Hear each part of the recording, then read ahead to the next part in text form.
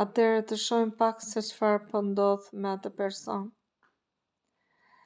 Me atë person që u zhduk krejt papritur dhe ka shkëputur telefonatat, mesazhet, apo që nuk duket asgjë kundi.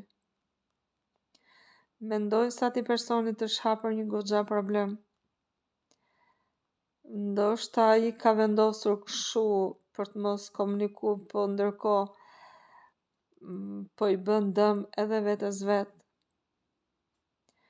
Dhe shpresoj që dikush tjetër të mos i ketë bërë atë që quhet skaner dhe të ketë zbuluar çdo gjë. Por duket që është një person totalisht pothuajse i shkatruar.